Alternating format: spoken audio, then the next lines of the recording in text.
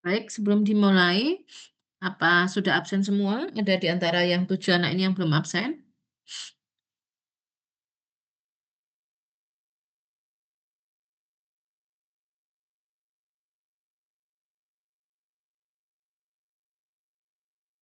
Saya stop share ya.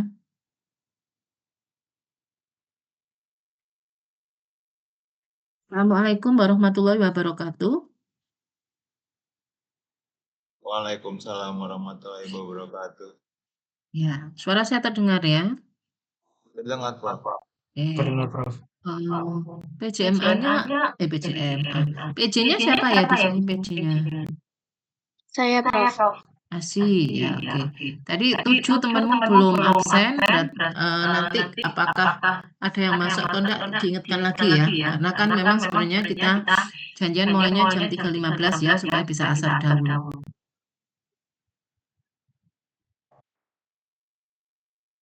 Oke, yuk. Bisa on cam semua ya, saya. Nah, itu ya.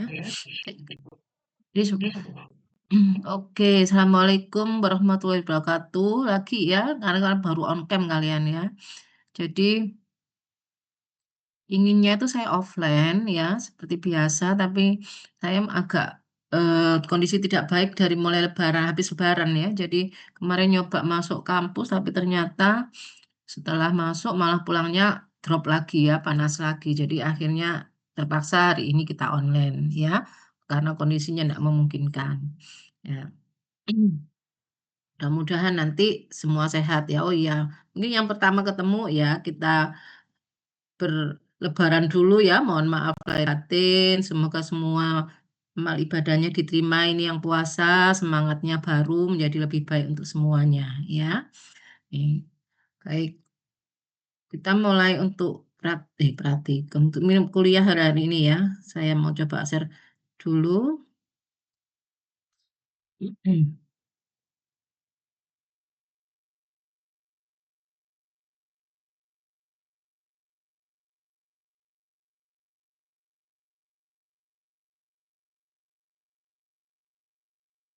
Sudah terlihatkah?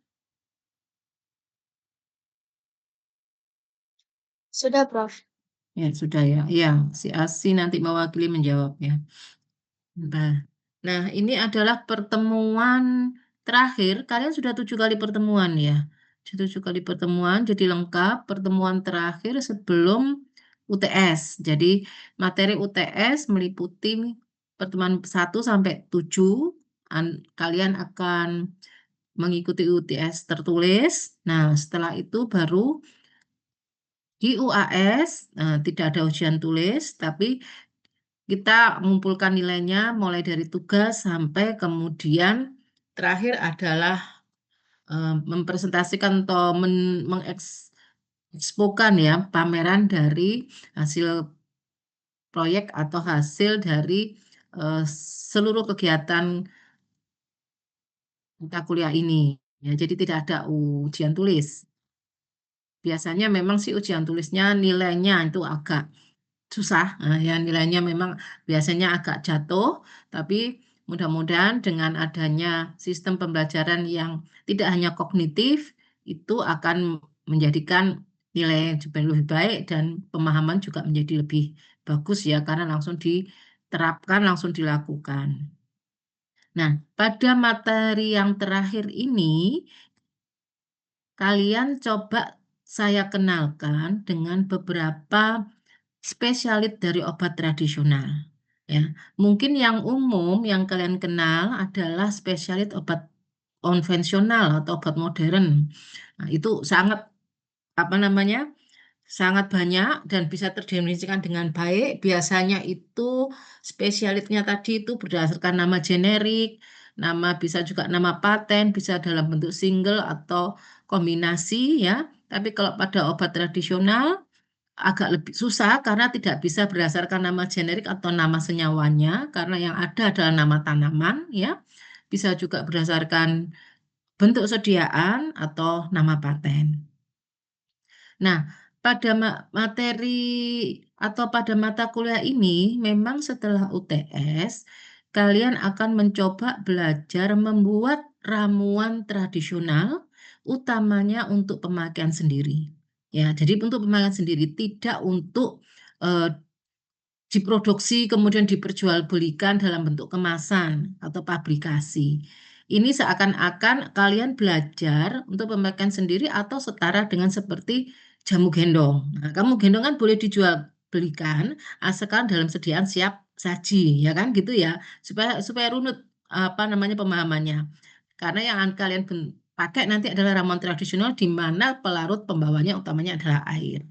Nah, nanti kalau yang dengan bentuk lebih modern atau modifikasi supaya lebih apa namanya lebih mudah untuk dikonsumsi, lebih awet segala macam itu nanti kalian akan belajar di fitofarmasi ya di mata kuliah lanjutan di mana itu adalah kalian belajar kalau untuk pabrikasi. Kalau yang di sini terutama belajar untuk pemakaian sendiri karena yang dipakai terutama juga pelarutnya adalah air. Jadi setara dengan ketika menjual dalam bentuk siap saji atau seperti jamu gendong di mana tidak memerlukan izin ya. Kalau jamu gendong kan tidak izin karena dijual-julikan dalam bentuk segar. Tuh. Kemudian tapi dalam perkuliahan ini, kalian juga yang mungkin diperkenalkan dengan bermacam-macam produk obat tradisional hanya di mata kuliah ini. Mungkin di mata kuliah lainnya sudah tidak ada. Jadi ini adalah mata kuliah sebenarnya ujung, namanya obat tradisional sebenarnya paling ujung ya, obat tradisional komplementer sebenarnya harusnya paling ujung di mana pakai aplikasi juga bagaimana mengkonsumsi obat tradisional. Ya, cuman kan karena materinya mata kuliah yang terbatas sehingga digabungkan di sini. Paham di situ ya? Jadi ini dikenalkan produk-produk pabrikasi terutama, tapi juga dikenalkan tanaman yang dipakainya. Sehingga kalian tahu mana yang bisa dipakai atau tanaman yang sudah punya dasar terutama yang clinical trial dan segala macam sehingga kalian bisa memilih mana yang paling tepat untuk mengatasi suatu penyakit atau ya untuk melakukan pemeliharaan kesehatan dengan memakai obat tradisional. Nah, ini perlu karena dengan majunya teknologi, banyaknya kemudian bermunculan influencer-influencer yang baru, ya, yang tadi sempat lihat tadi ya, ada banyak kasus yang sebenarnya memerlukan kompetensi dari kalian. Mungkin tadi sempat lihat apa yang terkenal sekarang kasusnya. Kalian punya Instagram toh? Bude Wellness, Prof. Nah, Hitaro, Bude Wellness. Gimana dengan Bude Wellness? Seingat saya itu orangnya anti vaksin, terus promosi kayak yang bohong yang nggak bener gitu, Prof. Kayak kemarin barusan yang TBC dibilang bisa sembuh pakai obat herbal. Oke, Hitaro ikut ikut mengamati berarti ya, mengamati tren yang harusnya memang kalian harus ikut mengamati. Karena ini adalah kompetensi kalian. Kalau yang namanya obat, mau modern, mau tradisional, itu kompetensinya apoteker, kalian. Jangan sampai orang yang tidak punya latar belakang kompetensi itu malah lebih diikuti oleh masyarakat. Oke, sekarang benar kata Hitaro ya. Coba lainnya tahu nggak nih teman-temannya lainnya? Kalau punya Instagram mestinya tahu, karena ini sangat ramai di Instagram. Nih, betul, Bude Wellness. Yang menjadi pertanyaan saya adalah justru bagaimana kita menyikapi. Jadi di sini tidak dalam arti mendiskreditkan seseorang ya, tapi ini meluruskan sehingga nanti masyarakat pun teredukasi dengan baik. Oke, saya pengen tahu respon kalian atau tanggapan kalian. Tadi si Hitaro bilang apa tadi? TBC bisa disembuhkan dengan obat herbal. Ya. Oke, kenapa kok jadi rame? Itu dulu. Kenapa kok rame? Kenapa kok banyak kontra dengan pernyataan dia? Dan apakah pernyataan dia salah? Itu pertanyaannya. Terus sekarang kita ngomong obat tradisional. Ada yang mau ngasih tanggapan?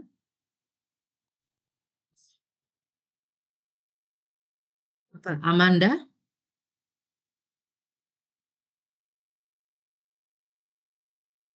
Amanda Ramadhani, apa tanggapanmu? Iya, Prof.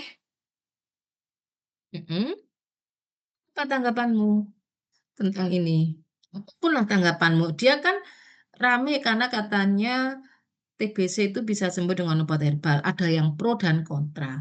Kalau kamu sebagai seorang farmasis, kan udah semester 6 ya, sudah dapat ilmunya lumayan lah daripada yang nggak sekolah sama sekali di farmasi. Wong dia itu bukan farmasis. Bagaimana tanggapanmu?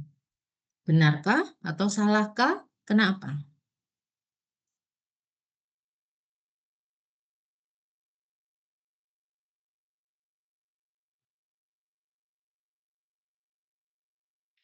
Ya, Amanda? Atau kamu baru pertama tahu? Baru pertama tahu, Prof. Saya sebelumnya belum lihat Ya, sempat. berarti harus terbuka ya kalian ya mahasiswa ya. Oh, negara kita ini kayak apa sekarang? Jangan-jangan boleh memang fokus sekolah, tapi jangan lupa kalian sudah mahasiswa harus tahu lingkungan, harus tahu negara kita lagi apa, bagaimana posisi kita, apalagi sudah banyak tanda petik rame perang segala macam, gimana kita kedudukannya. Nah, kasus-kasus apa yang berlangsung, anak muda harus ikut. Nah, sekarang oke, apa ya menurutmu? Nggak usah, nggak apa-apa, nggak ikuti. Kamu ini aja dengan statement ini. Atau yang lain mau kasih respon. Setuju kah pro kontra sama ini gimana? Pro kah dengan yang terkenal dengan sampai terkenal dengan nama Bude Wellness, saking dia memang nguplek-nguplek obat tradisional terus. Padahal dia latar belakangnya bukan seorang yang kompeten. Nah, tapi- Mungkin oke, gimana? mungkin menurut saya kurang setuju sama pendapat yang ini, Prof. Karena kalau TBC itu pengobatannya cukup kompleks gitu. Kalau jawaban seperti ini, ya gak salah, cuman belum keluar farmasisme. Sehingga nanti nggak akan beda dengan yang bukan farmasi. Ada yang nambahkan, nggak salah jawabannya Amanda, tapi belum keluar farmasinya. Belum keluar alasan kenapa kamu kok nggak setuju. Kalau cuma kompleks ya semua bisa jawab. Oke, kita mau lihat. Mungkin kurang setuju, Prof, karena Mm-mm. kalau obat herbal itu tidak digunakan sebagai terapi utama dari suatu penyakit, jadi tetap harus menggunakan obat-obatan. Boleh, itu juga benar. Saya perluas lagi. Kenapa kok dia tidak bisa sebagai terapi utama? Sehingga dengan situ nanti kamu pelan-pelan akan bisa menggiring masyarakat bahwa bukan berarti kita, oh enggak, herbal tuh enggak usah loh, salah. Saya itu sangat cinta sama obat herbal. Saya malah nggak bisa pakai obat modern. Saya ini flu dari beberapa hari itu, saya sama sekali nggak pakai obat modern. Saya banyak semua masih herbal, karena saya kan multiple drug allergi. Jadi saya apa kalau bisa nggak pakai modern. Tapi saya juga tahu posisi. Nah, kira-kira gimana? Bapak yang lain. Hmm, apa yang mau respon? Belum, masih masih masih menuju jalannya, masih menuju. Oke, siapa? Silakan. Nah, dari uh, buat herbalnya sendiri itu belum terbukti kalau memang ternyata bisa menyembuhkan. Jadi sih jadi kayak tulisannya yang itu memang belum ada bukti secara oh, Oke, nanti kita kumpulkan jawabannya ya. Gak salah, Esterana. Pertama, kalau terutama di TBC memang belum ada bukti bahwa ada herbal yang mampu mengatasi TBC. Itu memang betul. Ya, apalagi lainnya. Meluruskan, bukan berarti kemudian nggak pakai herbal kita, tapi kita meluruskan. Kenapa kok jadi rame terutama di TBC? Kunci utama tadi betul. Sampai sekarang belum ada tanaman yang terbukti klinik atau herbal yang terbukti klinik bisa mengatasi TBC. Susah loh ini penelitian TBC itu. Tuh betul. Tapi saya tambahkan lagi pertanyaannya. Apa lagi yang menyebabkan bahwa tadi, yang tadi temannya bilang masih suportif. belum utama. Apa kekurangan dari herbal? Kekurangan dulu ya, supaya nanti kemudian baru kita luruskan. Apa sih kekurangannya herbal? Sehingga tidak bisa menjadi terapi utama. Tapi juga tanda-tanda petik ya, terapi utama yang mana dulu? Lagi. Mungkin saya coba, Prof. Coba Surya Andri Simanjuntak. Kenapa kok herbal belum bisa jadi terapi utama?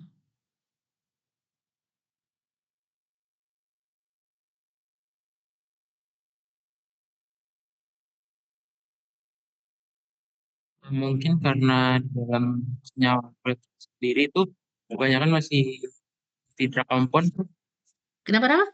Nggak, kurang kurang jelas. masih kalau untuk tumbuhan sendiri itu masih kebanyakan senyawanya itu masih multi kompon gitu. Oke, tidak salah, betul. Tanaman itu multikompon. Terus kenapa memang? Nah, belum selesai. Betul. Multikompon itu nanti justru kita bisa menjelaskan kenapa kok herbal disukai. Justru dengan multikomponnya itu dia bisa dibilang kenapa kok herbal punya klaim efek sampingnya kecil. Karena dengan multikompon ada senyawa satu sama lain yang bersifat mengeliminasi toksisitas. Justru itu kelebihan herbal. Nah, itu justru kelebihannya multikompon. Tapi masih ada, di lain kelebihan ada kekurangan, sehingga masih ada yang belum bisa menjadi terapi utama, tapi suportif. Apalagi, jadi nggak salah pernyataan itu, tapi kita luruskan. Ya, supaya tahu, oh iya, herbal itu seperti ini loh posisinya. Kenapa belum dapat jadi utama? Masih itu jalannya sudah mau menuju itu, tapi belum utama. Apalagi lainnya, Mungkin saya Kalista Alfia.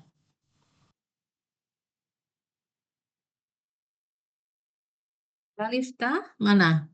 Kalista Alfia. Background aja yang kuliah, orangnya di mana? Iya. Ya, apalagi yang bisa bantu jawabannya.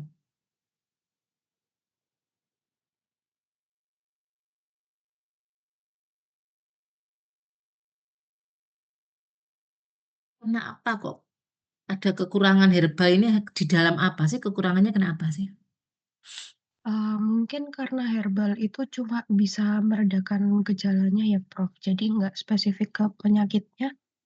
Oh, itu belum seorang farmasis, ya. Dalam arti belum bisa menjelaskan dengan tepat itu herbal.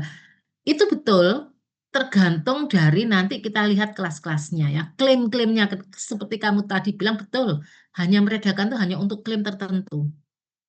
Golongan tertentu itu klaimnya hanya meredakan gejala, tidak boleh nyebut penyakitnya. Nah, belum dapat nih jawaban di mana herbal itu kemudian belum bisa jadi suportif di penyakit-penyakit tertentu, terutama apalagi yang kamu tahu, sehingga kamu bisa kasih info ke masyarakat, bukan kemudian habis itu infonya malah bikin nggak wes herbal nggak ada gitu, nggak ada apa namanya khasiat atau manfaat kelebihannya dibandingkan obat modern. Jangan sampai seperti itu. Padahal kita mempelajari obat tradisional. Ayo, hampir itu sudah mau jalannya, sudah benar itu. Sekarang siapa ini yang belum? Vina Oktaviana. Nggak kelihatan gambarnya. Nih, orangnya kemana? Mana Vina?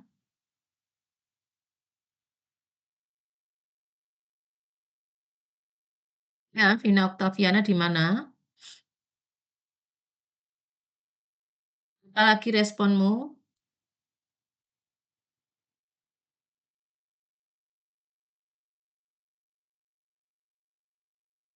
Vina, dengar suara saya? Vina Oktaviana.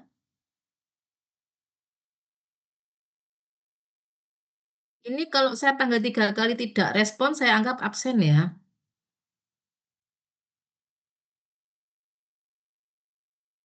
Vina Oktaviana,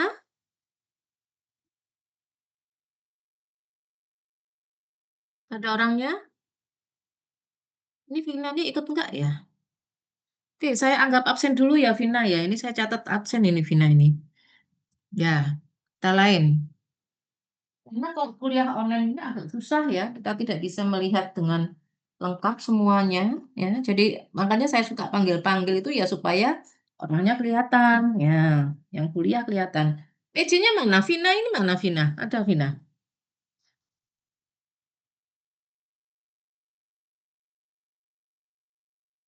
Sudah saya hubungi tapi memang belum membalas, Prof. Jadi nggak ada ya, kita anggap absen ya.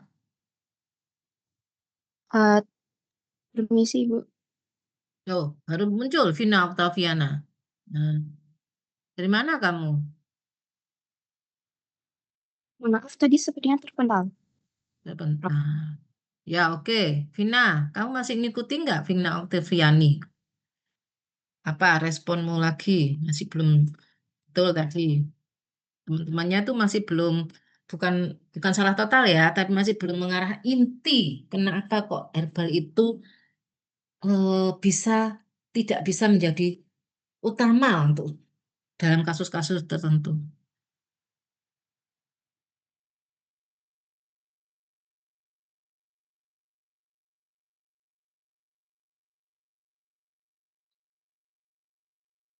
Ada yang mau bantu? Lainnya? Responmu? Oh, ini rame loh ini. Semua turun tangan ini nakesnya. Mulai dari dokter, apoteker terutama ya. Dokter dan apoteker yang nentil banget. Karena TBC tidak main-main. TBC ini kalau dia tadi dibilang anti vaksin, ya dia memang anti vaksin. Jangan masalah itu kita nggak bisa melarang orang ya anti vaksin karena itu HAM ya. Itu hak pribadinya asal tidak merugikan orang lain kan gitu ya. Hak pribadinya kalau nggak mau diobati. Tapi nah itu. Tapi kalau dia menularkan ke orang lain, nah itu nggak boleh. Ya kan? TBC ini kalau nggak sembuh dia menularkan ke orang lain. Nah itu kan berarti dia melanggar juga ke orang lain. Nah, oke. Ada yang mau tambah responnya? Mengenai obat tradisional ini lah. Terus siapa kalau yang meluruskan kalau bukan kita? Evan Tanto. Mungkin dari ini, Prof. Oh, ada yang Kurangnya standarisasi dosisnya kan belum pasti gitu. Jadi senyawa aktifnya kayak beda-beda di setiap peminumannya. Ya, nggak salah juga ini tadi. Siapa tadi yang bilang nih? Elsa. Ya. Elsa. Tidak salah itu. Itu adalah salah satu juga yang menyebabkan, apalagi kalau dia bikin sendiri. Untuk kasus-kasus tertentu dengan dosis tidak tepat, itu memang belum bisa dicapai efek terapi. Tapi belum utama. Tadi mana Evan Tanto tadi? Nambahkan. Ya, izin menambahkan dosis. Sebentar, suaramu agak ini ya. Ya. Ya mungkin dari saya memikirnya obat herbal itu dosisnya kecil, Prof. Jadi mungkin tidak adekuat untuk menyembuhkan penyakit seperti itu. Nah, jadi itulah jawaban utamanya. Ya, kalian lupa berapa banyak sih senyawa aktif yang ada di tanaman? Karena tadi sudah dijawab, multikempon. Betul kan, multikempon. Berarti kan banyak tanaman, puluhan ya, bahkan mungkin sampai ratusan bisa. Berarti apa? Jumlah senyawa aktif yang ada itu pasti kecil. Terutama kayak seperti ini, TBC ini disebabkan apa toh TBC ini? Disebabkan apa TBC?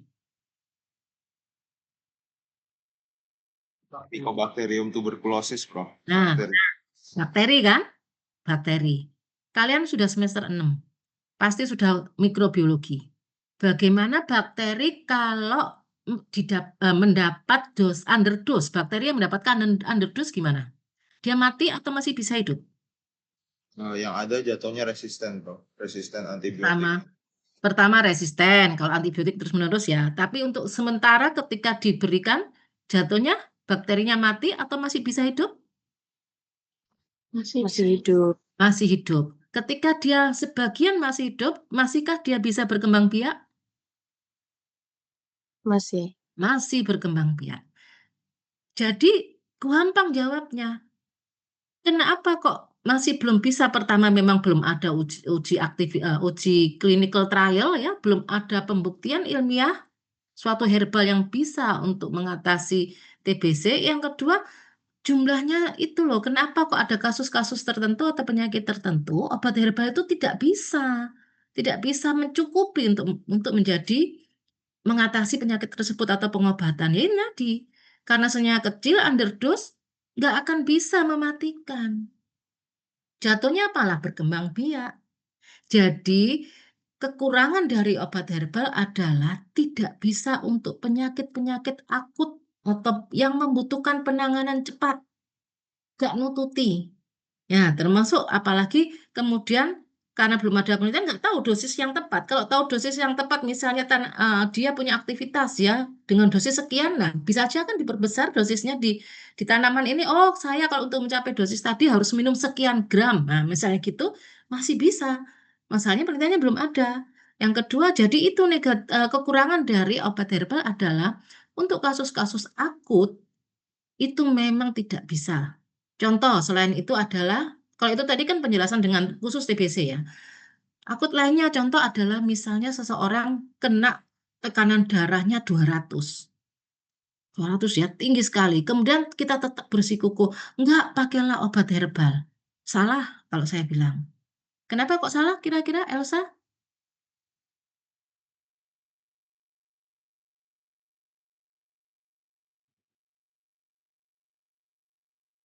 Kenapa Elsa?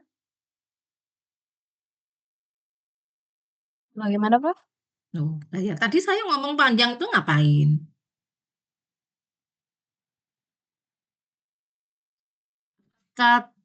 Ini kekurangan online ya, konsentrasinya kurang. Sama sekali tidak masuk tadi penjelasan saya. Coba yang lainnya. Tadi kan kasusnya dengan tekanan darah tingginya tadi 200, kemudian ada yang menyarankan herbal, saya bilang salah. Kenapa? Atau tidak tepat? Kenapa? Ada yang bisa jawab?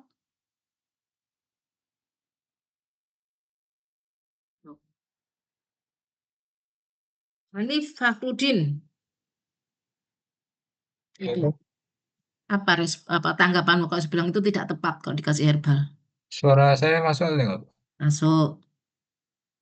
Kalau menurut saya karena tekanan darahnya 200, kalau misalnya diberi obat herbal kan dosisnya juga tidak tahu. Nanti bisa menimbulkan eh, penurunan yang tidak terkontrol sehingga bisa menimbulkan komplikasi lain. Hmm. Ya, belum tepat dengan tadi penjelasan utama tadi. Masih harus lebih bisa menjelaskan lagi. Ayo, lainnya. Menjawab, Prof. Ya, oke. Tadi kan panjenengan sudah menjelaskan ya mengenai bukan jumlah senyawa aktif pada obat herbal itu kan sangat kecil dan itu tidak bisa sehingga tidak kurang kuat untuk menjadi terapi utama.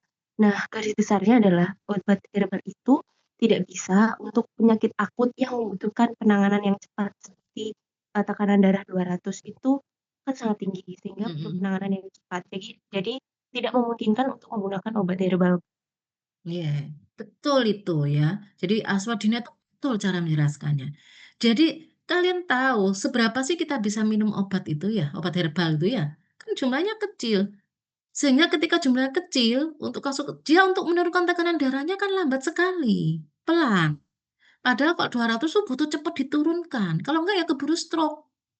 Nah, sehingga kurang tepat kalau sudah setinggi itu langsung cuman obat herbal. Maka tetap harus ada obat konvensional untuk menstabilkan dulu, menurunkan. Baru nanti dikombinasi dengan obat herbal atau waktu maintenance-nya dengan obat herbal. Gitu loh ya. Itu yang saya mau luruskan. Jadi bukan berarti obat herbal, oh enggak. Terus jatuhnya memang kadang-kadang karena beberapa lainnya itu langsung kontra dengan dia, jatuhnya malah memberikan efek negatif pada pemakaian herbal. Karena penjelasannya kurang tepat. Ya, seperti itu. Apakah kemudian obat herbal ini enggak punya manfaat? Ya, buat apa kalau nggak punya manfaat sedemikian rupanya masih bertahan semua masuk kembali ke herbal. Ya, karena pemakaiannya yang kurang tepat. Sehingga yang paling bagus memang sangat bagus untuk preventif, tapi ada juga nanti beberapa golongan obat yang karena sudah penelitian tinggi itu bisa sampai boleh bisa pakai kuratif. Nah, tertentu. Itu ya. Dari sini saya pengen kalian paham dulu nggak dari maksud saya ya, dengan adanya banyak komplain-komplain pro kontra dan kebanyakan memang yang akhirnya influencer-influencer herbal itu kok ya belakangnya itu nggak ada kompetensi dari apoteker ya. Kecuali ini kalau mungkin pernah tahu ya, Kintoko ini apoteker ya, Pak Kintoko ini apoteker. Jadi ini tepat dia dan juga dia support, dia juga memastikan bahwa dia tidak pernah ngasih sebagai terapi utama TBC. Ya, ini karena mengcounter karena dia bilang gurunya Kintoko, akhirnya Pak Kintokonya sendiri yang apa namanya kemudian memberikan sanggahan. Oke, itu ya. Jadi tolong nanti bisa menjelaskan ke masyarakat karena nanti kalian tahu posisi kita, orang-orang lebih percaya influencer akhirnya. Karena yang jadi influencer itu bukan orang-orang yang kompeten yang mungkin nggak sempat. Jadi kalau kalian senang kayak gini, jadilah influencer yang berkompeten. Kalau di Cina kan nggak boleh. Influencer kan yang boleh, influencer kesehatan hanya yang bersertifikat dan punya latar belakang kesehatan. Di Indonesia kan masih enggak, siapapun boleh. Ya, gitu ya. Nah, ini kurang tepatnya gitu. Kalau saya pencinta herbal. Tapi ya saya tahu kapan saya memakai yang harus bisa sebagai preventif atau ya saya ini nggak mampu ini. Saya harus pakai obat modern karena ya posisinya tidak bisa hanya dengan obat herbal. Oke, lanjut. Ada lagi kasus. Tidak dalam mendiskreditkan ya, tapi saya meluruskan. Apa yang kamu lihat dari sini?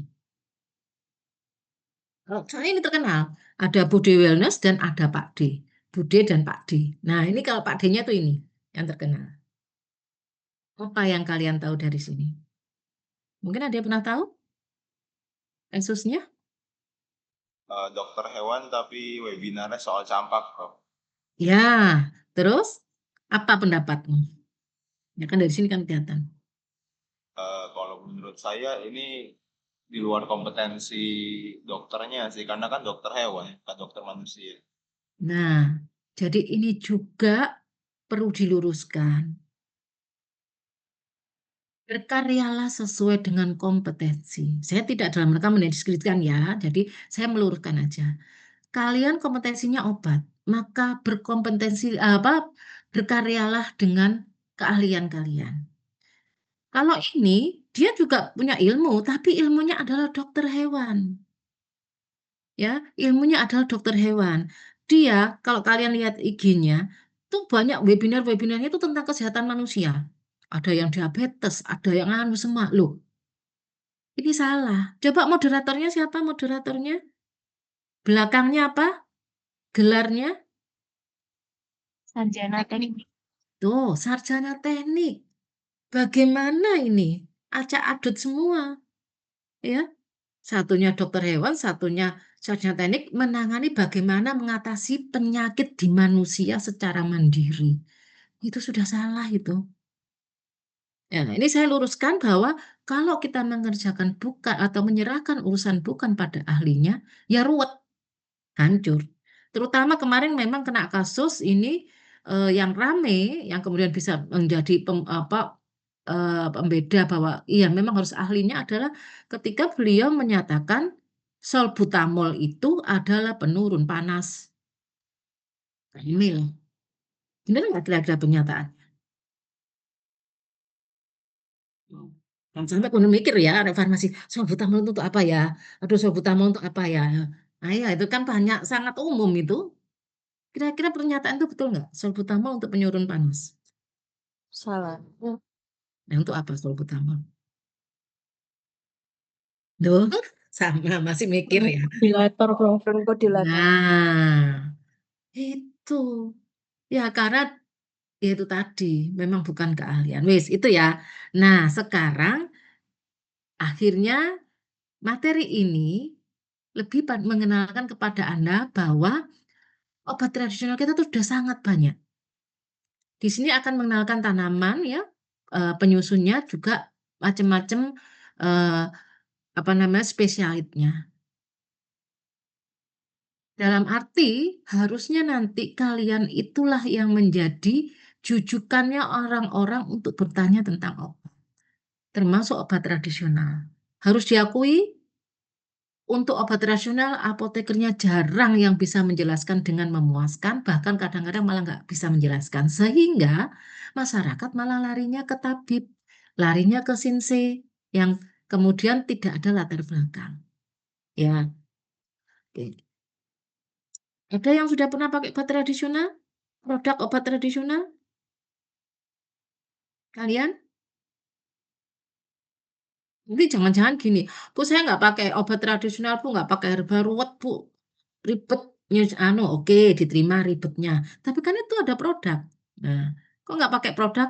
Ternyata nggak tahu. Nah, ya, jadi contoh itu. Saya pengen tahu, ada yang pernah pakai obat tradisional nggak? Bentuk produk obat tradisional? Pernah, Bro. Apa? Hitaru lagi. Apa Hitaru? Saya biasa produk obat tradisional pakainya obat batuk mereknya Laserin, Bro. Oh, obat batuk Laserin, obat tradisional. Jamu atau apa?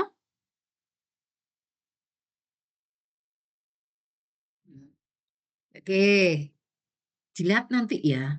Kalau sudah anak farmasi, ketika mengkonsumsi sesuatu harus tahu obat itu apa. Ya, nah, iya wong kalian farmasi ya lumayan lah Hitaru minimal ngomong. Tapi benerkah? Dilihat dulu. Ya, selain Hitaru ada lagi? Wikarin, pernah nyoba apa? Obat tradisional apa? Kayaknya apa ya? Nggak pernah. Iya, belum pernah. Belum pernah karena kalian tidak apa namanya kurang luas untuk tahu informasi itu. Mudah-mudahan nanti bisa lihat ya. Oke. Saya coba ini dulu. Ini yang harus kalian tahu dulu. Ya kalau ini saya rasa kalian tahu ya. Ada 3 kriteria obat tradisional. Ya, kriteria obat tradisional produksi dalam negeri itu ada jamu, ada obat herbal terstandar, dan ada fitofarmaka. Pasti kalian tahu 3 ini bedanya di mana? Bedanya? Terutama di mana yang menjadi pembeda? Selin, Atalia? Di ujinya, Bu. Ya, di pengujiannya. Ya, jadi kalau di pembuktiannya, nah di pembuktiannya. Kalau jamu itu tradisional, OHT ini preklinik ya, praklinik. Kalau fitofarmaka adalah klinik. Jadi kalau dari kedudukan, maka yang paling tinggi pasti adalah fitofarmaka. Itu pertama yang kalian dengar. Ada macam-macam dari logonya. Kemudian kita lihat lagi. Kalian harus lihat yang boleh beredar di Indonesia itu yang punya nomor izin edar atau NIE.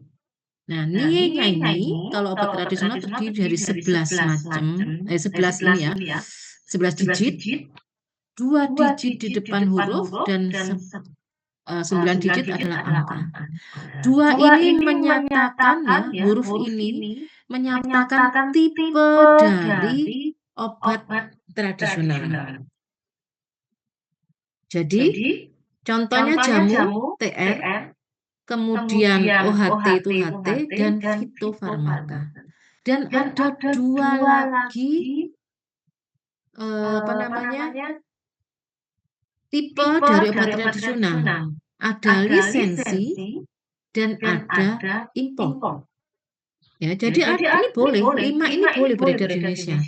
Tradisional lisensi itu berarti kan ramuan dari luar tapi yang bikin Indonesia di dalam negeri. Tapi kalau tradisional import berarti ya memang benar-benar produk luar negeri yang masuk ke Indonesia.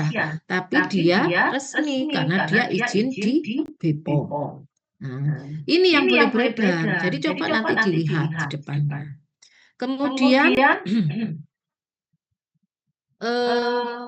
untuk ini ya, untuk 34 ini mengindikasikan dari mana ini? Nah ini 34. Nah ini berarti di sini mengindikasikan kapan dia registrasi, tahun registrasinya, kemudian ini adalah memproduksinya ya, industri produksinya, apakah dia industri besar atau IOT ya, UKOT. Kemudian yang 4 ini atau yang ke-6 ini menunjukkan bentuk dosis formnya. Apakah dia serbuk, kapsul, ya, pil, segala macam. 5678 ini adalah nomor dari BPOM-nya dan yang terakhir adalah volumenya. Ya, volumenya. Ini yang perlu kita perhatikan. Nah, di sini saya akan memberikan contoh beberapa obat tradisional berdasarkan kelas terapi. Kalau kalian tahu, jamu itu jumlahnya ribuan. Hampir sama dengan obat modern. Ribuan. Jadi kalau kemudian kalian, saya minum apa ya? Saya kok nggak pernah minum ya Bu ya? Nah itu berarti belum banyak mengenal. Ya belum banyak mengenal. Karena langsung misalnya ada keluhan kalian mungkin saya rasa sudah sangat terbiasa begitu ada keluhan langsung obat modern. Nah ya. Saya karena memang tidak bisa, akhirnya memang harus berputar gimana ketika ada problem kesehatan sebelum parah saya sudah harus preventifnya dengan obat herbal sehingga tidak sampai parah gitu ya. Nah ini yang pertama teman coba menjelaskan ada 4 kategori yang saya jelaskan yang paling banyak ya produknya. Nah produk-produk ini bisa kalian lihat nanti ada bukunya pemerintah yang memberikan komposisi ramuan untuk suatu terapi tadi. Contohnya ini adalah pertama adalah baut artritis ya untuk nyeri sendi, joint ya, joint painfulnya mau di mana. Nah, terutama karena dia adanya endapan asam urat. Ini kalau parah itu sampai bentuk benjolan seperti ini. Nah, kita farmasis harus tahu ini farmakologinya juga penyebabnya apa sehingga ketika kita memberikan KIE obat tradisional pun kita juga memberikan bagaimana gaya hidup yang benar. Misalnya kalau dia kebanyakan asam urat ini ya, asam uratnya tinggi harus mengurangi apa, makan makanan yang banyak mengandung purin ya misalnya kan gitu ya. Atau ini berbagai macam penyebab dari meningkatnya asam urat. Nah, apa saja bahan tanamannya? Ternyata kalian lihat di sini, ini adalah buku pemerintah, ya, sudah ada ini pedoman rasionalisasi komposisi obat tradisional. Ya, jadi ini buku-buku pemerintah ini sudah banyak yang sebenarnya mengakomodir pemakaian obat tradisional, termasuk ini tadi. Penyakit-penyakit ini ternyata ada komposisi yang sudah dianggap ideal. Termasuk misalnya asam urat tadi, untuk asam urat dia terdiri dari tanaman yang menghambat pembentukan asam urat. Contohnya ini tanamannya anting-anting, ya lokalnya ini ya plantain, daun sendok, pel, secang, tempuyung. Kemudian ada juga karena asam urat ada timbunan kristal, maka dicoba untuk dikeluarkan melalui urin. Berarti butuh apa? Komposisi tanaman yang bisa menstimulasi pengeluaran urin. Contohnya meniran, ya, rosella, rumput teki, seledri. Tapi juga harus dapat perhatian bahwa semua tanaman ini nanti tidak hanya untuk satu macam penyakit. Nah, kalau di asam urat juga tadi merah ada peradangan, makanya komposisinya ada yang mengurangi terjadinya peradangan. Ini adalah contoh tanaman yang bisa dipakai untuk mengurangi peradangan. Ada jahe, ada sambiloto, cengkeh, ya, kemudian gagan, temulawak dan banyak. Ini sebenarnya banyak ya tanamannya, tidak hanya 5 ini ya atau 6 atau sampai 20, 25 kalau kalian baca di buku tadi. Saya hanya memberi contoh tanaman-tanaman yang sudah kalian terutama kalian kenal. Terus karena peradangan akhirnya sakit kan? Nah, butuh komposisi yang mengurangi rasa sakit. Biasanya ada cengkeh, ada kencur, ya. Ada kemudian kunir, moringa, kelor, apalah. Yang tadi saya bilang, ini kan tanaman ini ternyata bisa juga untuk yang lain. Maksudnya, pain relief ini untuk macam-macam, tidak hanya untuk asam urat. Misalnya, cengkeh banyak untuk mengatasi, misalnya untuk gigi ya, sakit gigi, kencur untuk mengatasi pusing segala macam. Nah, karena bekerjanya sebagai analgesik, jadi kalau di bahan alam bisa campuran untuk segala macam. Itu kalian harus tahu. Dan ini adalah contoh dari produknya. Saya tidak endorse ya. Ini judul judul nama-nama patennya itu saya enggak menyarankan endorse bukan. Cuma saya lebih pada memperlihatkan kepada Anda, ini lihat ini jamu. OHT sama fitofarmaka. Lihatlah klaimnya. Untuk jamu dan OHT, klaimnya masih ada help. Help itu berarti apa? Membantu. Nah, jadi ketika tadi yang kasus Bude Wellness yang kemudian dia dengan beraninya bilang mengobati dengan herbal, ya jelas semua kaget. Karena produk-produk obat tradisional yang sudah pabrikasi pun, ya, bahkan Mas dalam bentuk OHT pun masih belum berani langsung ngomong mengobati. Dia masih membantu mengurangi gejala. Atau membantu menurunkan, masih membantu. Tapi coba kita lihat di mana ini. Ini apa ini? Fitofarmaka. Pada fitofarmaka dia berani bilang mengobati. Untuk mengobati. Kenapa? Karena kenapa kok berani? Kalau fitofarmaka klaimnya kenapa kok berbeda fitofarmaka? Muhammad Thorik. Karena sudah dilakukan uji klinik. Nah, kuncinya itu sudah clinical trial, udah uji klinik ke manusia. Kedudukannya hampir sama dengan obat-obat konvensional, obat modern. Boleh disebutkan langsung penyakitnya. Nah, kalau yang tadi, yang kasus TBC Bude Wellness tadi, apalagi dia herbalnya herbal sediaan bikin sendiri, tanaman bikin sendiri, langsung bilang mengobati. Itu sudah salah kaprah semua. Ya itu. Ini contoh ya, jadi dengan berbagai macam tanaman ini yang tadi kita bisa bilang bahwa untuk menurunkan asam urat atau nyeri karena asam urat tadi komposisi yang paling banyak dipakai yang tadi mengurangi terbentuknya asam urat, menurunkan rasa nyeri, menurunkan radang, ya kan gitu tadi, atau mengeluarkan lewat saluran, lewat urin. Itu ada beberapa komposisi. Oke. Lanjut kepada untuk metabolisme atau penyakit yang lain ya. Ini adalah untuk penyakit-penyakit yang menyerang saluran pencernaan. Contohnya gampang adalah diare. Ini kan contoh gampang aja ya. Diare kira-kira obat tradisional apa yang kalian tahu? Untuk diare. Daun jambu biji. Ya, itu tanamannya betul. Produknya? Misalnya sangat umum ini. Masuk farmasi garum produk yang banyak. Tapi sudah betul tadi daun jambu biji. Tapi rasanya kalau Kak sekolah farmasi juga tahu ya untuk diare itu pakai daun jambu biji ya. Gak pernah pakai produk-produk obat tradisionalnya. Sama motorik. Itu lain. Nah, tadi sudah motorik sudah tadi. Yang lain siapa ini? Fatina. Gak pernah tahu. Iya. Ya, oke, lumayan lah diapet ya pernah tahu. Diapet ini jamu, OHT atau fitofarmaka? Jamu. Oke, kita nanti cek ya. Nah, sudah lumayan, sudah betul ya. Ya, kita lihat tanamannya dulu. Jadi betul tadi disebut kalau untuk diare pada beberapa ramuan tadi sudah menulis ramuannya ya. Biasanya ramuannya itu terdiri dari tanaman-tanaman dengan fungsi-fungsi ini. Contohnya yang pertama adalah sebagai agen kelatin ya. Itu contohnya daun jambu biji. Daun jambu biji ini pertanyaannya, daun jambu biji ini yang berkhasiat senyawa apanya? Wikari. Yang berkhasiat itu di daunnya.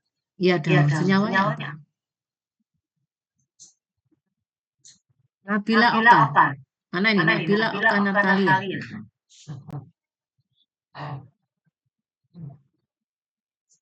Nabila Oka Natalia.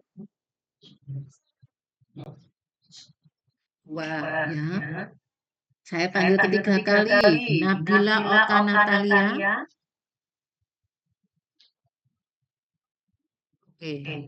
Berarti kita anggap ada Nabila ya. Lainnya. Saya catat loh ya. Kalau kan nggak enaknya orang itu gini. Jadi kadang-kadang kalau ditinggal ya, yang kuliah itu background. Lainnya Hanifah. Hanifa, Ada, Prof. apa? Mungkin flavonoid. Flavonoid, ada lagi kah yang lain? Yang khasnya daun jambu biji. Iya, betul.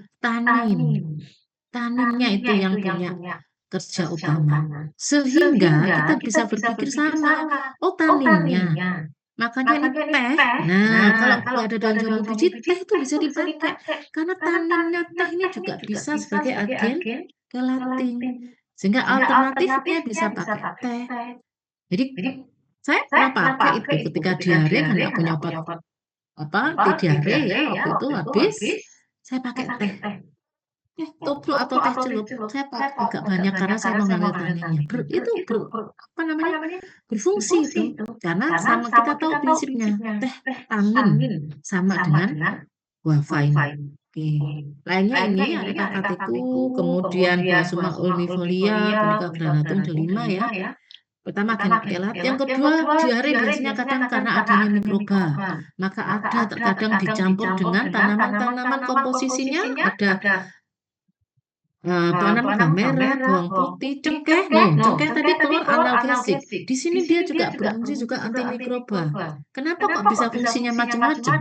Miftahur Rahman. Ini tadi sebelumnya di yang pertama itu di asam urat dia untuk menghilangkan sakit. Di sini sebagai antimikroba. Karena multi komponen. Nah, kamu harus bisa jelaskan gitu. Karena multi komponen sehingga satu tanaman itu bisa macam-macam aktivitasnya. Bukan kemudian malah itu benarkah herbal kok bisa dia punya macam-macam obat kan hanya biasanya untuk penyakit tertentu. Misalnya gitu. Paracetamol kan hanya untuk menurunkan panas dan penghilang nyeri, nggak pakai macam-macam. Tapi kalau tan herbal, contoh sambiloto, mengkudu bisa macam-macam, bisa puluhan penyakit dia bisa. Ya, dan jangan salah, jahe itu sudah hampir 25 clinical trial dilakukan. Berarti kan sudah memang terbukti. Betul itu ya. Kemudian ini juga sama. Nah, ini posisinya. Ini kan juga punya senyawa lain yang sebagai antimikroba ya dari daun jambu biji itu sudah kunir. Apalagi sama. Nah, menghilangkan sakit. Berarti cengkeh tadi masuk ya, tapi nggak semua saya sebut ya. Ini hanya contoh aja. Kemudian juga menurunkan peristaltik dari usus. Nih, cengkeh keluar lagi ada. Ini daun jambu biji keluar lagi. Dan juga sebagai absorben.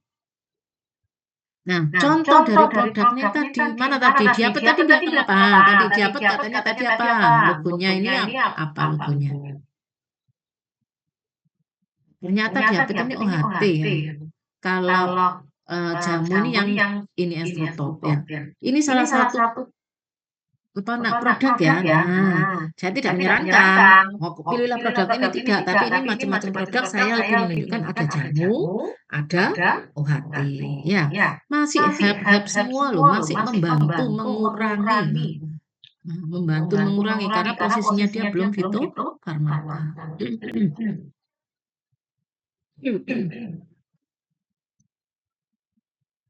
Oke. Kita lanjut pada yang lain, ya, problema yang lain. Kalau tadi diare, yang sekarang adalah konstipasi, tidak bisa BAB. Apa herbal yang bisa membantu untuk mengatasi konstipasi? Ada yang tahu? Sebelum nanti produk.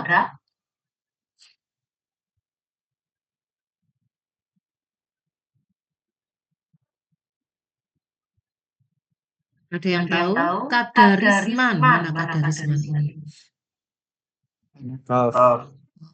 Nggak ada gambarnya, nggak ada fotonya.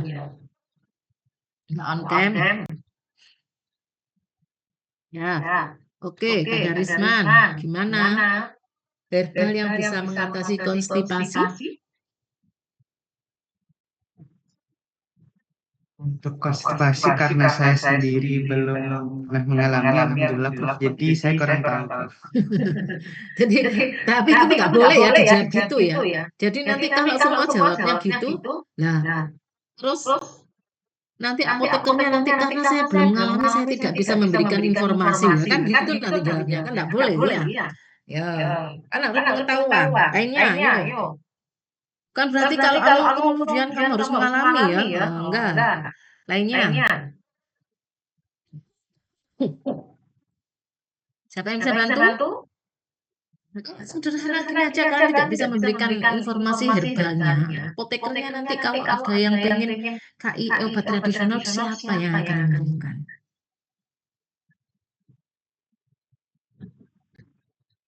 Ada yang mau bantu? Maximus, Prof. Apa? Nama obatnya Maximus. Oh, nama obatnya. Oke, nanti kita lihat banyak ya nama macam-macam. Yang saya tanya, kamu pernah pakai? Belum pernah pakai. Oh, belum pernah pakai. Tapi tadi kamu hanya menjawab nama obat. Iya. Ya. Apa isinya? Gimana, Prof? Bahan penyusunnya apa? Itu nama paten? Nama produk? Nggak apa-apa. Karena begitu banyaknya nama produk mungkin saya juga nggak terlalu familiar. Tapi saya biasanya atau kalian itu makanya saya arahkan ke tanamannya. Kalian harus familiar dengan tanamannya dulu, sehingga tahu oh betul ini tanamannya mengandung ini. Nah, gitu ya. Oke, tanamannya apa? Yang lain, biar Amanda baca dulu kandungannya apa. Yang saya tanya adalah herbal untuk mengatasi konstipasi. Vegeta herbal Daun senang. Produk itu ya, produk ya, Vegeta herbal itu ya produk. Maksud saya nama tanamannya. Daun senang, Prof. Oke, tadi siapa yang jawab daun senang? Sebentar saya lihat. Siapa tadi yang jawab? Betul, daun senang tadi. Siapa yang jawab? Saya, Prof. Eka. Ya, daun senang. Betul. Kok tahu kamu daun senang? Kenapa pakai?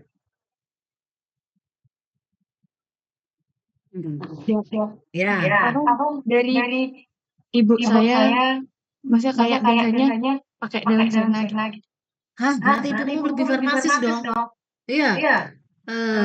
Kan anak-anak aja nggak tahu kalau daun senang. Kebanyakan jawab yang kelas-kelas kemarin itu mesti apa? Pepaya. Oke, pepaya nggak salah, kan gitu ya. Nanas nggak salah. Nah, senang itu jarang jawab kalau nggak anak farmasi. Berarti ya ibumu yang lebih lulus farmasi dong. Ayo, kamu tahu dari ibumu ya. Kita lihat ya tanamannya. Nah, jadi ini loh beberapa tanaman yang kalau nggak tahu, kamu tahu nggak nih kelembak? Ada kelembak, ada nih apa ini? Lidah buaya. Oh, ini pencahar sekali lidah buaya ini. Kamu pakai daging buahnya kan di jus kemudian dikonsumsi, ada cuman mungkin 2 sendok aja sudah 1-2 jam sudah langsung BAB. Ya. Kalau ini saya nggak pakai di sini, tapi suami saya kasih. Karena saya tahu ini pencahar. Antrakinonnya ini, aloenya ini pencahar. Dan betul, dan itu sudah ada uji klinik. Termasuk Sena ini uji kliniknya banyak, mekanisme bahkan sudah ada. Nggak salah. Ya. Oke. Kemudian ini ada, mungkin tahu ya kalau Pastor Bin ini sinus komunis ya. Terus ada asam Jawa atau Marinus indica. Sehingga ketika kalian pernah nggak kalian minum kunirasa? Kalau minum kunirasa rutin, ya mestinya BAB-nya juga mudah, karena dia mengandung ada asamnya. Asamnya kan bersifat pencahar. Ya. Kemudian ini, jadi untuk konstipasi dia ada untuk bersifat laksatif, kemudian ada yang tanaman yang bersifat mengikat air, ada yang bersifat sebagai lubrikan, termasuk ini. Apa ini? Kayak kuaci ya lah. Kamu juga bagus loh ini kuacinya bunga matahari untuk pencernaan. Ya, untuk atasi BAB, makanya aja kuaci gitu ya. Oke, lanjut apalagi ini. Mengandung enzim, nah tadi ada apel ya, kurma, pepaya. Pepaya kan jelas ya. Kemudian ada yang untuk memberikan atau mempermudah pengeluaran empedu, karena empedu juga empedunya ini juga mempermudah untuk BAB. Contoh produknya, contoh produknya saya kasih contoh produk asing ini. Ya, ada Cassia sena, kemudian ada apa itu? Aloe vera, ya. Bayangkan, ini berarti sebenarnya sangat mempermudah BAB. Tapi saya pengen respon Anda. Bagaimana responmu dengan produk ini? Apa yang terbayang di kalian ketika melihat produk ini?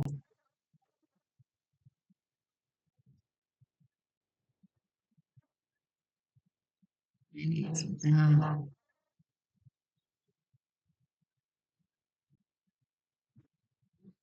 Baru dengar atau baru tahu produk ini? Baru tahu. Nah, iya, makanya saya kenalkan ya, begitu banyak produk kita.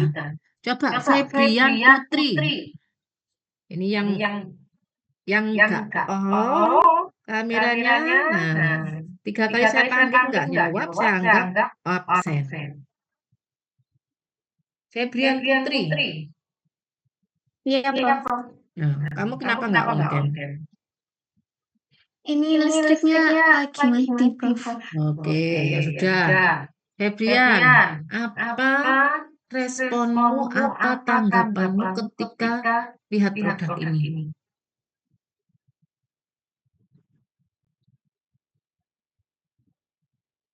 Produk ini termasuk obat herbal jamu yang kandung aloe vera ekstrak. Ya, itu kan kamu baca isinya. Lainnya, respon lainnya. Karena apa saya arahkan ke situ? Ini sama untuk edukasi kepada masyarakat. Nantinya keluarnya, arahnya. Apa respon? Atau semuanya ada lainnya, Sof, ini yang nggak kelihatan ini.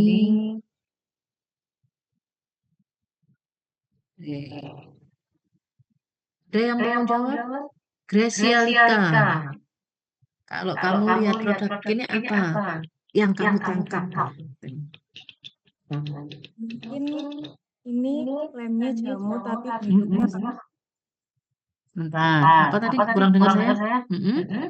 lemnya sebagai jamu tapi bentuknya kapsul. Oke, farmasi sing nonton sih dalam bentuk sediaan itu. Lainnya. Nanti kalian bukan orang awam ya, karena belum saya belum dapat responnya orang awam. Yang saya mau tunjukkan tuh responnya orang awam, sehingga kita perlu luruskan.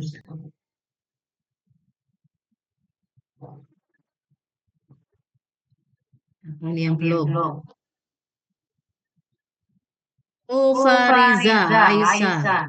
Wes, terakhir responmu apa? Mungkin nama brandnya itu kayak bukan obat. Kayak apa? Ya, Fariza, ini sudah hampir mendekati respon yang saya inginkan. Apa Fariza?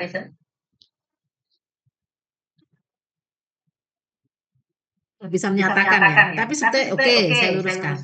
Sebenarnya Fariza tadi udah benar. Justru itulah yang termasuk harusnya iklan itu atau nama sesuatu itu menggiring yang baik. Saya bukan mau tapi karena stigma orang itu salah. Lasing itu mengingatkan Anda pada apa? Pelangsing. Justru obat ini banyak disalahgunakan untuk pelangsing. Karena dengan minum langsing, dia bolak-balik BAB, akhirnya berat badannya berkurang enggak? Kelihatan menjadi diet menurun untuk berat badan. Itu yang sering jadi kasus di mana obat-obat pelangsing herbal itu banyak mengandung bahan-bahan herbal untuk pencahar, diantaranya mengandung sena terutama. Kelembak tadi juga banyak. Ya, nah ini judulnya ini mengacaukan. Orang banyak loh masyarakat kita yang belum bisa teredukasi dengan baik. Walaupun di sini tertulis melancarkan buang air besar. Langsung bayangannya langsung langsing, ini untuk pelangsing. Nah, nanti akan ada lagi juga sesuatu yang perlu kita luruskan. Ya, lanjut. Ini adalah tanaman untuk hipertensi. Tadi kan saya bilang ya, kalau tinggi sekali akan nutut. Nah, kita lihat. beberapa tanaman untuk antihipertensi, ada beberapa komposisi ramuan sebenarnya bagus kalau dari mekanisme kerja yang dituju ya. ACE inhibitor ya, dia melebarkan dilatasi dari sel pembuluh darah ya, sehingga tekanan darah menurun. Di antaranya ada bawang putih, ada mengkudu, ada seledri ya, segala macam. Ini sangat umum. Kumis kucing. Kemudian sama tadi ada bersifat diuretik. Tadi seledri kan diuretik di awal-awal juga ada ya. Kemudian juga kalau ini masih oke, sedatif. Nah, apa perlu pakai sedatif? Ya, karena stres itu bisa menyebabkan tekanan darah naik tuh. Kebanyakan kan orang stres malah darahnya naik karena hormon adrenalinnya meningkat. Nah, denyut jantung meningkat, pembuluh darahnya naik. Makanya perlu bahan-bahan penurun stres, diantaranya yang namanya efek sedatif. Ini adalah contoh dari tanamannya. Contoh produk. Coba kita lihat lagi. Ini kan jamu, OHT, fitofarmaka. Lihat klaimnya. Bahkan ini klaimnya itu sampai hanya berani menurunkan gejala. Nggak penyakit, gejala unsur jamu. Kalau ini membantu. Kalau ini beda lagi, menurunkan sistol dan diastol langsung dia. Kenapa? Karena ini fitofarmaka. Memang sudah ada penelitian klinik di mana dia bisa memang menurunkan. Nah, seperti itulah hati-hatinya pemerintah. Lah, kok yang tidak punya kompetensi langsung bilang bisa mengobati, bisa gitu ya. Nah, maka ketika kalian nanti misalnya mau memakai herbal, ramuan tradisional untuk pemakaian sendiri, seperti saya, maka saya akan memilih tanaman-tanaman yang sudah teruji klinis. Banyak tanaman yang teruji klinis yang belum ada produknya ya, banyak, sehingga saya tahu seperti flu ini. Saya pakai sambiloto, mengkudu, jahe itu saya pakai. Ada sediaan yang saya bikin sendiri ya, saya punya produk sendiri. Nah, kenapa saya pakai? Karena itu semua sudah ada klinisnya untuk mengatasi flu, COVID segala macam. Sehingga kita punya dasar pakainya itu gimana. Kemudian jumlahnya juga sudah ada dasar, misal jahe. Jahe kan nggak boleh dalam 6 gram silisiak langsung kita minum. Itu membuat iritasi lambung. Nah, jadi baca, nggak boleh ini, bolehnya sekian. Itu ada semua sebenarnya dalam buku-buku pemerintah atau jurnal-jurnal. Dibaca ya, jadi untuk kemudian kita terapkan. Kalau sudah ada produk ini, langsung kalau nggak mau ribet, langsung minum produknya. Lanjut, diabetes. Sama, diabetes ini penyakit-penyakit metabolik yang kadang membutuhkan minum obat seumur hidup ya untuk treatmentnya. Kita lihat ada yang bersifat untuk menurunkan gula darah, merilis insulin ya, terus meningkatkan sensitivitas dari insulin. Oh ya, ini kan kalau diabetes ini ada tipenya kan tipe 1 dan 2. Kebanyakan penelitian, terutama herbal, itu untuk mengatasi diabetes mellitus tipe 2. Kalian tahu kan perbedaan diabetes mellitus tipe 1 dan 2? Tahu? Coba. Dwi Karin, apa bedanya tipe 1 sama tipe 2? Pembeda utamanya apa? Ada satu kata kunci sebenarnya. Angelina. Oh ya, Dwi Karin, mau jawab apa lagi? Oh, masih nyari. Oke, lainnya aja. Kalau tipe 1 itu wajib tipe 1 itu pakai insulin. Sedangkan kalau yang tipe 2 itu bisa melalui obat oral dan gaya hidupnya. Itulah pengobatannya. Pembeda tipe 1 sama tipe 2 itu apa? Itu pengobatannya. Mungkin kalau tipe 1 itu dia insulinnya sudah tidak bisa diproduksi lagi oleh tubuh, tapi kalau tipe 2 itu bisa jadi dia resistensi atau insulinnya itu sudah enggak sensitif. Iya, betul ya. Jadi betul Elsa. Jadi kita pakai kata kunci insulin aja. Kalau tipe 1 itu tidak bisa rusak ya bentang pankreasnya sehingga insulinnya tidak bisa diproduksi. Makanya tadi betul pengobatannya harus dapat insulin dari luar. Sedangkan kalau tipe 2 Masih ada, cuman nggak sensitif. Ya. Nah, sehingga perlu dinaikkan sensitivitasnya. Sehingga kadang tidak perlu dapat insulin dari luar. Tapi kalau sudah parah, butuh insulin dari luar. Nah, penelitian yang ada itu kebanyakan masih mampunya itu di MT kedua, karena di MT ke-1 yang insulin terkadang memang genetik, dia sehingga bisa juga anak muda pun kena, nggak harus gaya hidupnya, itu beda. Itu jadi kalian harus tahu apa pembedaannya. Nah, ada juga ini untuk diabetes dengan menghambat digesti karbohidratnya ya, atau pemecahan karbohidrat, sehingga sangat umum kalau buncis ini selalu banyak disarankan dikonsumsi oleh penderita diabetes ya, selain yang ini tadi semua. Nah, ini contoh produknya, ya, contoh produknya, contoh produk, dan ada fitofarmakanya namanya ini. Ini fitofarmaka ini.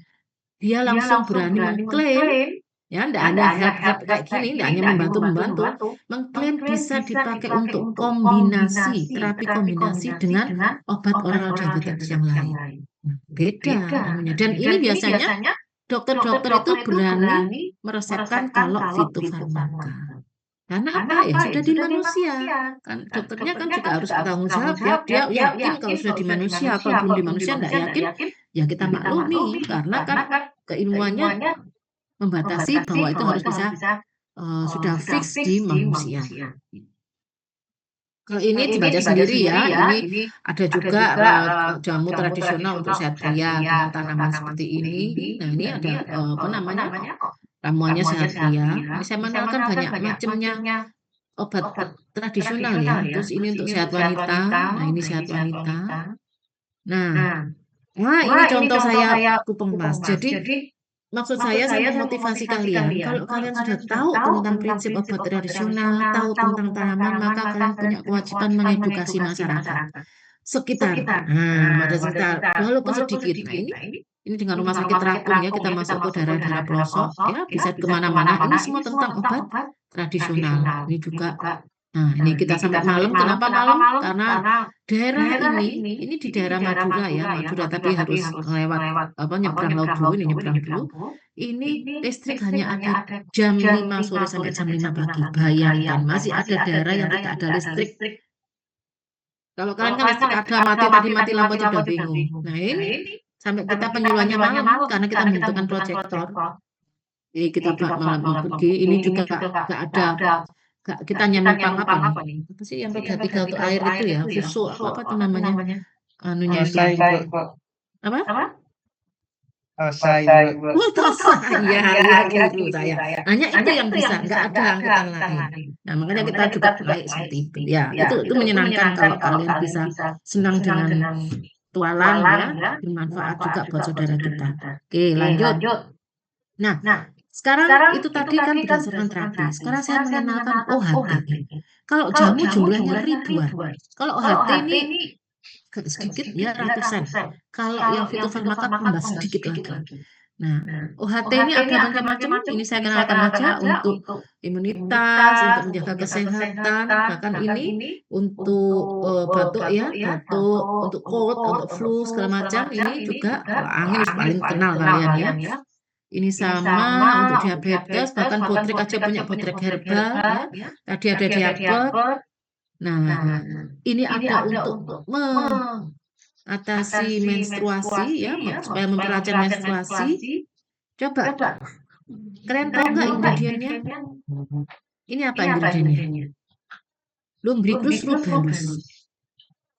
Ini adalah betul, cacing. Jadi ini OHT yang tidak dari tanaman. Nah, ini dari hewan, cacing ya. Kemudian untuk kanker juga ada liver, batu ginjal, untuk melancarkan peredaran darah. Ini kira-kira produk luar negeri apa Indonesia ini? Maintaining healthy liver consumption ini. Kalau kalian lihat sekilas.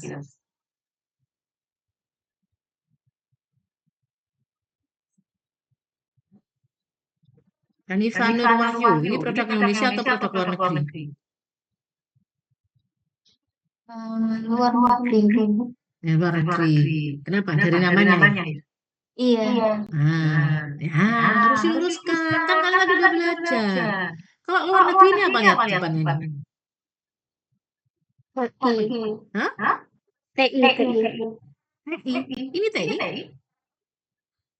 HT, Prof. Maksudnya kalau untuk luar negeri. Ini HT. Kalau HT berarti apa? Produk mana? Dalam negeri. Dia aja namanya gini. Iya, kan suka-suka kalau ngasih nama. Tapi kita bisa lihat dari sininya. Oh, ini produk dalam negeri, HT. Ya. TI pun masih sebenarnya diproduksi dalam negeri, tradisional, important ya.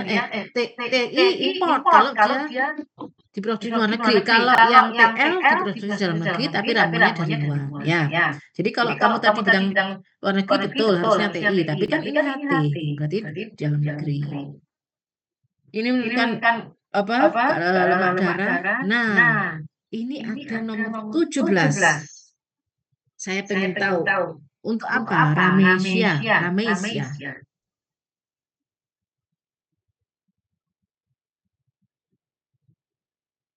Oh, juga ada Ramesia. Untuk kalau dari situ keterangannya increase platelet menambah platelet Berarti itu apa biasanya?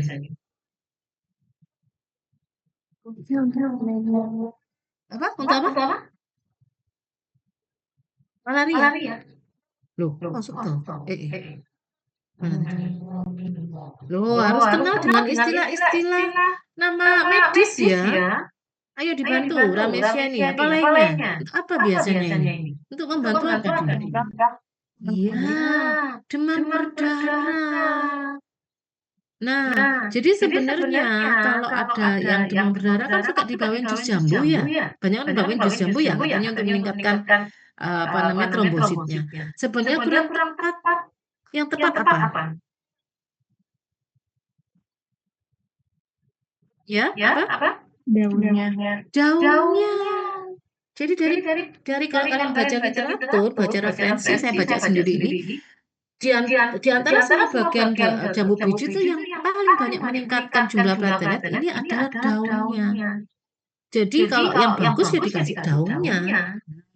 Sekarang sudah ada sediaan. Dulu waktu anak saya kena itu dulu masih ekstrak ya, bikin sendiri ekstrak dari daun jambu biji untuk meningkatkan trombosit. Pertanyaan lain, kamu sebagai apoteker nantinya apakah IE-mu pada pasien yang memakai ini untuk meningkatkan jumlah trombosit? Harus ada KIE.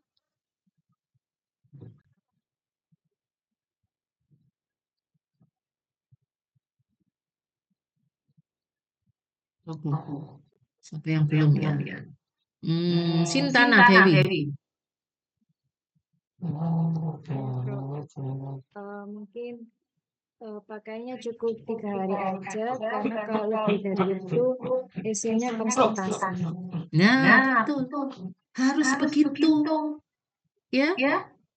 Untuk meningkatkan trombosit dibutuhkan cepat ya. Jadi nggak akan mungkin butuh waktu seminggu untuk meningkatkan trombosit. Karena harus cepat ya trombosit meningkat. Jadi cukup 3 hari. Kenapa 3 hari? Karena saat di waktu itu rasanya sudah bisa meningkatkan trombosit. Kalau nggak bisa berarti harus ganti yang lain atau disupport dengan yang lain. Yang kedua adalah makin lama dia makin konstipasi. Ya, 3 hari udah selesai. Kalau bisa kalau sudah naik sebelum 3 hari ya ganti lagi. Karena efek sampingnya adalah konstipasi. Nah, betul itu ya. Tuh KIE-nya. Ini OHT yang lain ya menurunkan kadar asam urat segala macam. Sekarang fitofarmaka. Saya kenalkan sedikit fitofarmaka. Jadi yang clinical trial lumayan loh, punya kita banyak. Ada untuk imun, stimuno. Nah ini tadi ketemu lagi di soft. Tadi ada bentuk OHT, ini bentuk fitofarmaka. Kalau yang OHT tadi untuk melancarkan menstruasi, kalau yang di soft untuk yang di softnya fitofarmaka itu untuk melancarkan peredaran darah, terutama bagi pasien yang kena stroke. Nah, pasien-pasien kena stroke itu pakai ini produk fitofarmakanya sudah ada penelitian kliniknya. Kemudian ini yang untuk diabetes sudah mulai banyak fitofarmakanya, biasanya dipakai untuk terapi kombinasi yang untuk menurunkan tekanan darah, ada tensigat. Nah ini apa? Data-data uji klinik silakan nanti dibaca sendiri di mana ini ya. Fitofarmaka ini ada fitofarmaka suatu produk ya, itu dapat menurunkan diastol dan dan sistol itu setara dengan amlodipin. Amlodipin adalah obat modern. Nah, ini setara ini karena sudah sampai. Jadi sehingga produk-produk ini pun dokter-dokter mau meresepkan karena ini tadi sudah ada klinik dan pengujiannya mendapatkan hasil yang bagus. Nah, ini juga ini kalau yang diabetes, sudah ada sampai terapi adjuvan, jadi dikombinasikan. Itu ternyata lebih baik daripada tidak mendapatkan yang butuh farmaka. Ada ini untuk gastrik ya, sama ini untuk tadi untuk nyeri sendi, menurunkan albumin, dan ini untuk disfungsi ereksi itu ya, ada untuk pria. Ada sudah fitofarmakanya, jadi biasanya banyak dicari bapak-bapak itu ya, ini sudah ada fitofarmakanya. Kemudian yang terakhir ini menerangkan tentang bentuk sediaannya, ada rajangan, kapsul, salep, segala macam ya. Banyak bentuk sediaan dari obat tradisional, ada bentuk pil, ada boli, dodol, pastil, segala macam. Ini ada yang masuk kosmetika, ada bentuk dulu masuk jamu, sekarang juga masuk permen, masuk makanan, dikeluarkan. Jadi ada perubahan-perubahan dari penggolongan. Kemudian ini sedikit saya kenalkan tentang obat tradisional dari luar negeri. Nah, kita bisa lihat dari NIE-nya, tradisional import. Nah, ini adalah contoh dari ini dari India ya, Ayurveda. Harganya mahal ya. Ini kadang-kadang kalau dari produk import itu harganya bisa ratusan. Kemudian ini Lianhua, ini dulu COVID sangat terkenal ini COVID. Ini juga menjadi contoh. Di zaman COVID itu ada dua model Lianhua ini. Yang satu itu Lianhua yang dibawa oleh anggota DPR dari Cina sebagai donasi, langsung karena keburu dia bawa, masukin. Satunya lagi masuk resmi melalui BPOM. Dan ternyata setelah setahun BPOM mengeluarkan edaran yang dari donasi yang tadi dibawa oleh anggota DPR tadi dilarang untuk beredar. Kenapa? Karena ternyata ada dua produk berbeda. Lianhua yang resmi lewat BPOM diizinkan beredar, yang tidak lewati BPOM ya, yang tadi donasi ternyata mengandung ephedra. Ephedra itu dilarang untuk dipakai sebagai obat tradisional. Nah, itulah pentingnya untuk melalui BPOM. Karena dalam rangka menyelamatkan ya, memberikan regulasi mana yang aman dikonsumsi atau tidak. Waktu itu karena keburu, ya oke, kita lihat dari segi positifnya adalah karena memang harus segera masuk, sehingga ada bahan yang sebenarnya tidak boleh dikonsumsi, menjadi lolos. Tapi setelah stabil, setelah bisa yang produk lain masuk, akhirnya dilarang. Kemudian ini untuk diabetes juga ada, traditional import semua, hipertensi juga ada. Nah, yang terakhir ini adalah kalian harus familiar dengan cara mengecek BPOM. Ngecek produk-produk dengan cara membuka websitenya BPOM. Cek nomornya, cek produknya, keluar enggak kalau kalian klik. Kalau dia keluar, maka dia resmi. Kalau tidak, kalau tidak keluar pasti dia fake ya, bohong. Atau nomor produknya ada, keluar tapi nama beda, jamunya beda. Oke, sekarang terakhir saya minta kalian cek jamu, namanya jamu Montali. Dicek dulu, kalian punya handphone ya, selain ini. Kalian cek dulu, jangan BPOM. Kalian cek dulu apakah masih dijual di Shopee, di Lazada, atau di mana. Dicek dulu. Masih dijual kan ini? Jamu ini?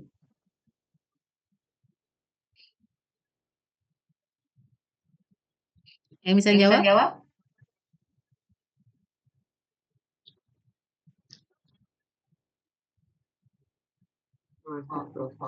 Masih. Kamu nemu apa? Berapa harganya di Siwarjo? Sekitar 60.000 waktu itu. Oke, untuk Tokopedia ya, Tokopedia 60.000. Mahal ya termasuk ya. Oke. Sekarang cek BPOM. Coba latihan cek BPOM.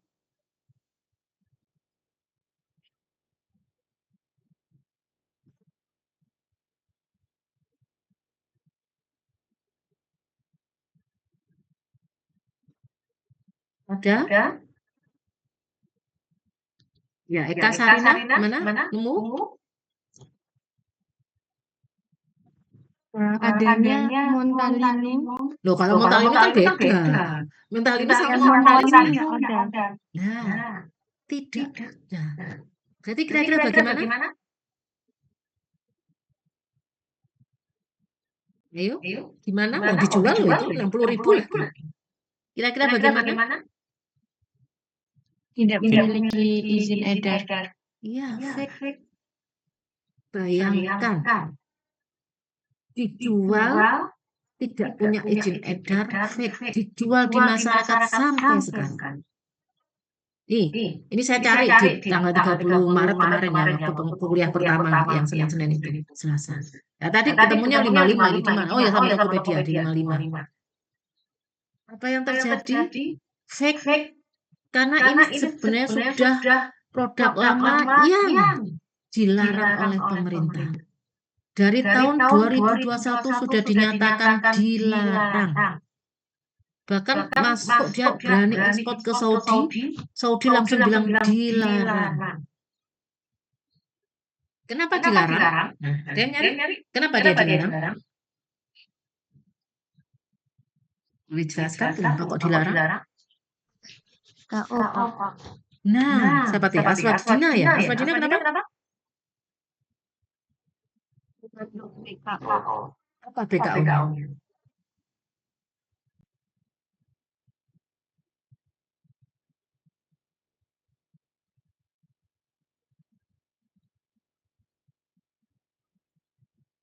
Mengandung paracetamol, Prof.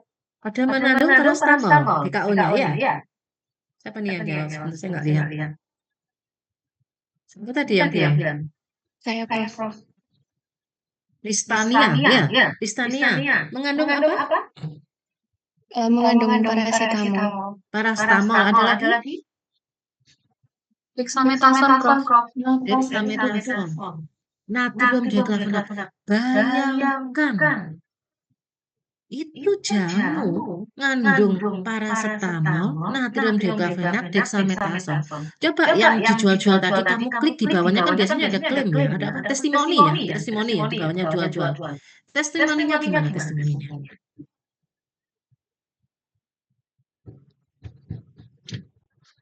Ada yang Manjur. apa? Testimoninya gimana? Sadida?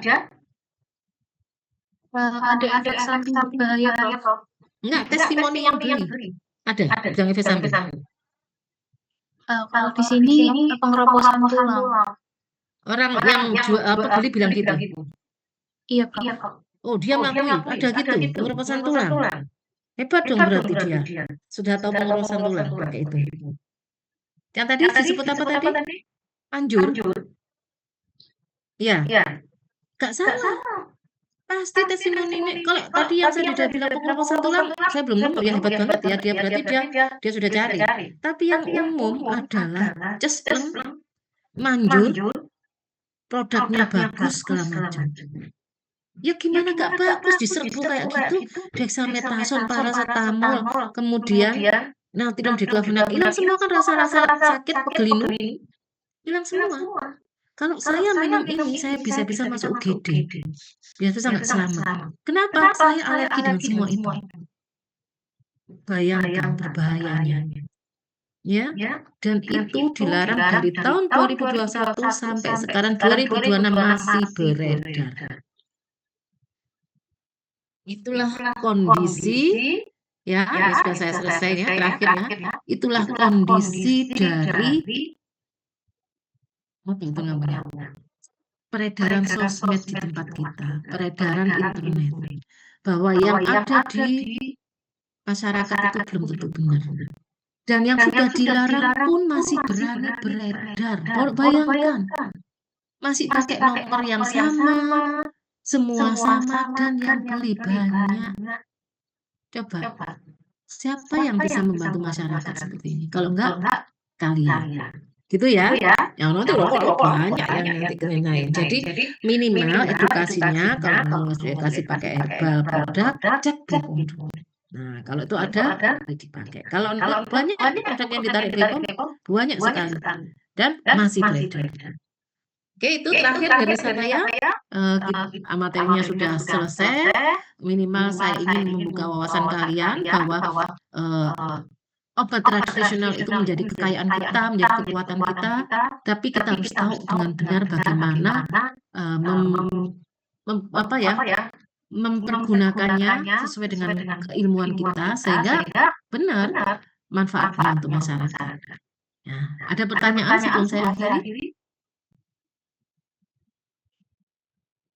Cukup?